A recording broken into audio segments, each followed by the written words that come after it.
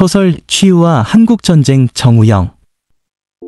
시간의 주름에 각인된 이 기억을 직시하라. 시간의 주름을 펴서 꺼내는 기억들. 우리가 과거를 탐색하는 까닭은 그 과거의 시간 속에 현재와 미래를 내다보는 삶의 지혜가 스며 있기 때문입니다. 시간이라는 주름 안에 갈무리된 삶의 지혜에는 숱한 인간들의 기억이 담겨 있습니다. 문학은 그 시간의 주름이 살아있는 총화입니다. 특히 소설이 그렇지요. 오늘 우리가 1950년대 한국전쟁을 배경으로 하는 염상섭 소설을 다시 꺼내 읽는 것은 그런 점에서 단순히 과거를 들추는 게 아닙니다. 시간의 주름 속에 갇혀있는 그 시대의 기억들을 현재에 되살려내는 거지요. 어떤 분들은 이렇게 물으실지도 모르겠습니다. 그 묵은 기억을 되살려서 무얼 어떻게 하겠다는 것인가 하고, 무얼 어떻게 하겠다는 의지가 아닙니다. 다만 우리의 오늘이 평화롭기를 바라는 거지요. 한국전쟁은 우리에게서 400만이라는 생목숨을 앗아갔을 뿐만 아니라 엄청난 정신적 피폐와 물질적 망실도 안겨주었습니다. 이후 수많은 헌신과 노력으로 당시에는 상상할 수조차 없었던 발전을 이루었지만 사람들의 공포는 사그라지지 않았습니다. 정전 60년을 맞은 오늘에도 피와 살과 뼈에 각인된 기억은 여전히 통증을 불러일으킵니다. 그 통증을 직시하자는 겁니다. 피하지 않고 직시해야 이 땅에서 저 폐허와 공포의 피비린내를 지울 수 있을 것입니다. 서울 시내에 진입한 유엔군이 서대문 방향으로 소탕전을 벌이면서 진격하고 있다. 경향신문 자료사진. 사랑이라는 낭만의 외피를 걸친 공포의 내면. 소설 치유연은 1952년 7월 18일부터 이듬해 2월 20일까지 조선일보에 실렸습니다. 한국전쟁이 막바지 얼음으로 휴전되기 5개월 전까지 연재된 셈입니다. 난리통의 전쟁 시기를 작품화해서 그런지 소설 속에는 폐허로 변한 도시의 의물이 곳곳에 깔려 있습니다.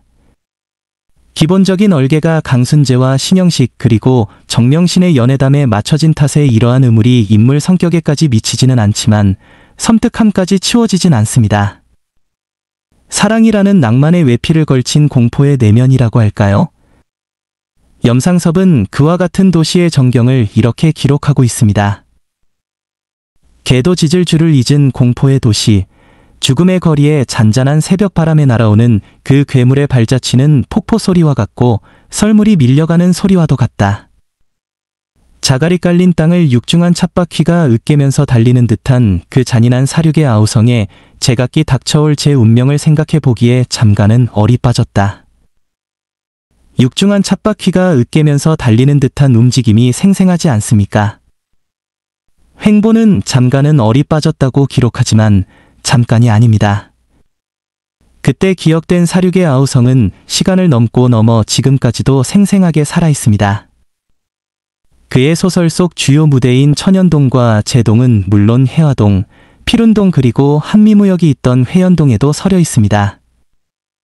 지금은 그 모습, 그 아우성 다 사라져버린 것처럼 보여도 시간에 켜 살짝 들추면 격동의 신음 터져 나올 겁니다.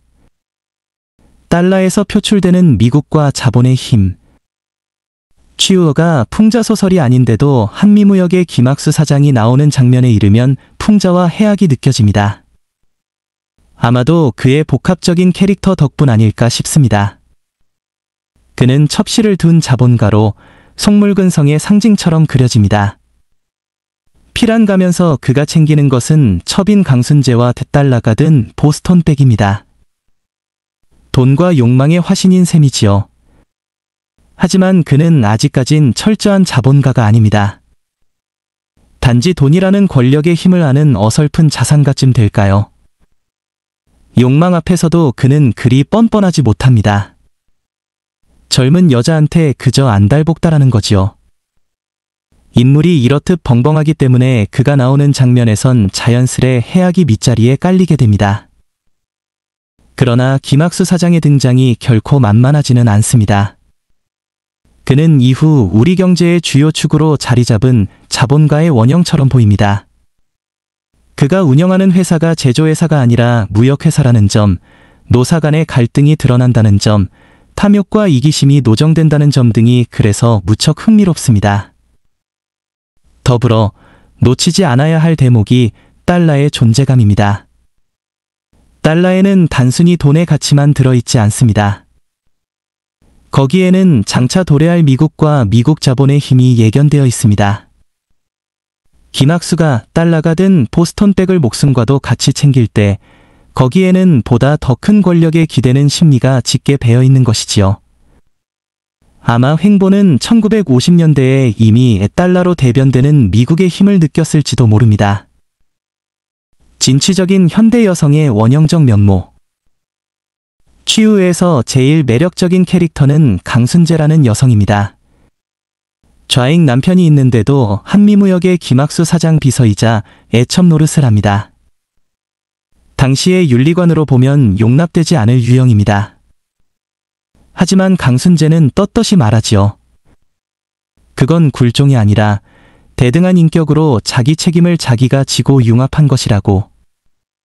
이런 사고를 가지고 있으므로 그는 연애에 있어서도 단호합니다. 사랑도 쌈이니다 하면 목숨을 걸고 하겠다고 말합니다. 강순재의 말을 직접 들어볼까요? 죽을 각오로 나서는 거야. 그 대신에 엄연하거든. 용서가 없어. 그런 점으로 보면 사랑은 독재예요. 민주주의가 아냐. 의론이나 합의가 아니라 명령이야, 굴령이야. 호호호. 거침없지 않습니까? 이뿐만 아니지요. 그는 인민공화국 치하에서도 시계나 보석부치 등을 팔면서 새집 살림을 도맡아 이끌어갑니다. 소설 속에 나오는 그 어떤 남성보다도 당차고 맵습니다. 그는 전쟁 중임에도 거리낌 없이 천연동 영식인의 집에서 제동 자기 집까지 서울거리를 활보합니다. 난리통이라는 상황을 두려워하기는커녕 그 상황에 능동적으로 대처하고 있습니다. 왜곡된 생활을 영위하고는 있지만 기본적으로 그는 불굴의 여성상 쪽입니다. 진취적인 현대 여성의 원형적 면모를 이미 드러내고 있는 거지요. 격동의 시간을 견딘 도시의 신음.